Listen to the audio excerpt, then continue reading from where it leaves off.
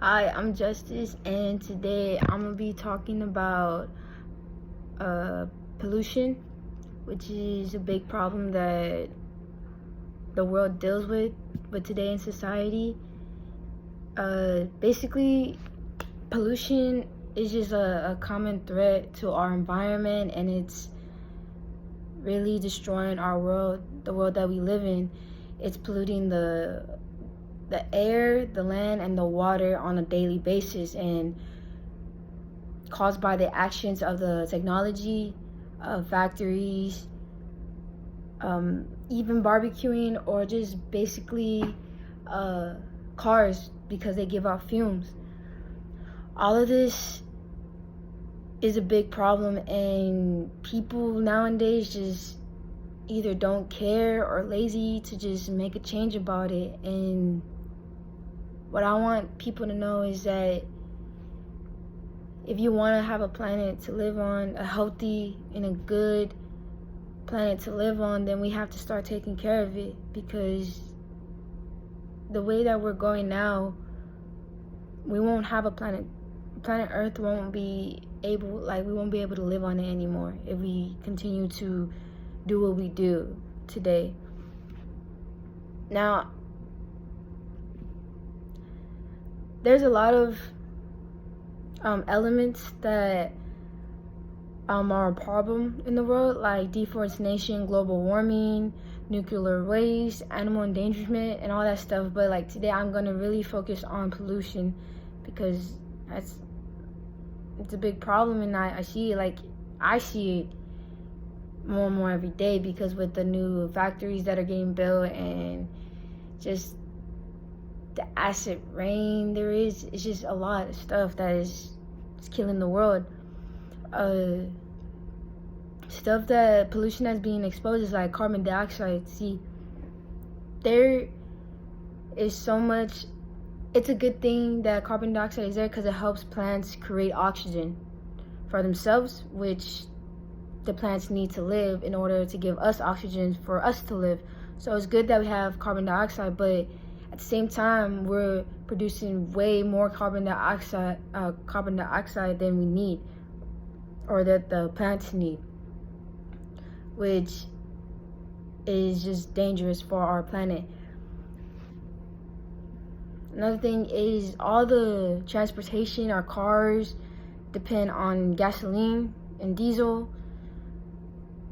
It's really making releasing chemical fumes into the atmosphere and causing it to just all be in the air and just being something that we breathe in, which is really destroying the world.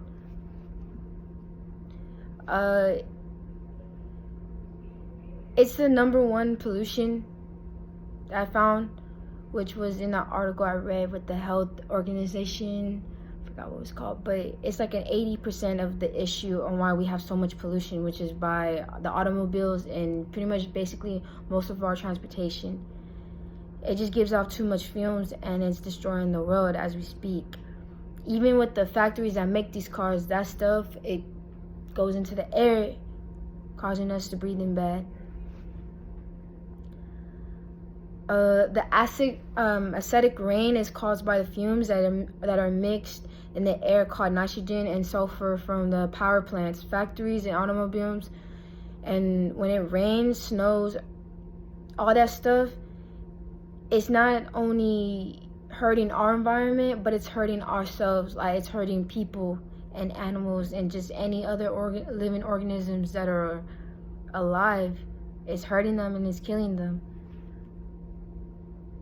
In 1987, the U.S. released 1.2 million tons of toxic chemical into our atmosphere, 670,000 tons into our soil, and 250,000 tons in our water. 40% of the Americans' lakes are too polluted for fishing, swimming, and just for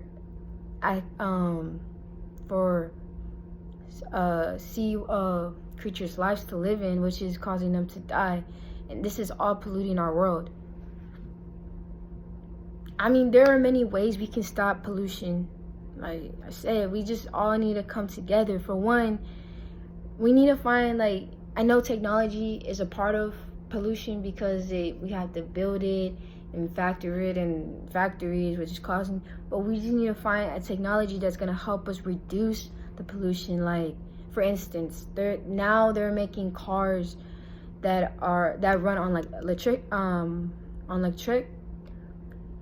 instead of using gasoline, which is a big difference in the world, can cause a big difference in the world if more people buy it. Like, just charging it up and saving or using energy as opposed to using chemical fumes, which is bad. That could be a change, and just stuff like that. And picking up and recycling and just cleaning up can also help with our environment.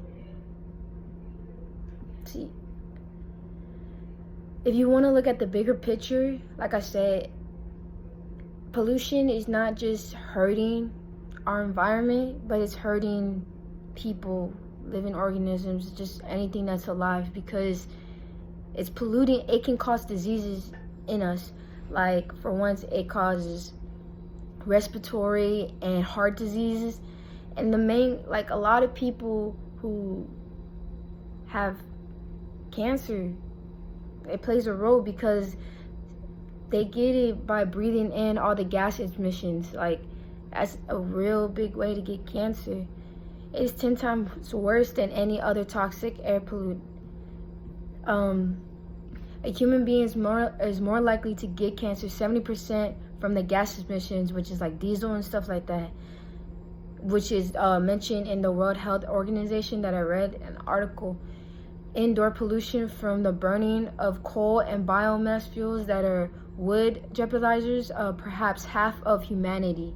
So all of this, basically, if we don't stop polluting and we don't stop with all this, it's really gonna hurt our environment, our society, our communities, just all around the whole world.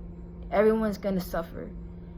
And I know, if you really think about it, we can all change if we just work together and start. And I am not just saying, like, just some people here and some people in other states. Like, we all need to play a role in this.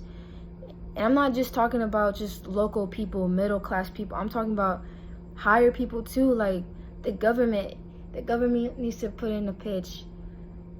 The president, just everybody, but nobody is giving the time of day to actually pay attention to all of this, which they need to, because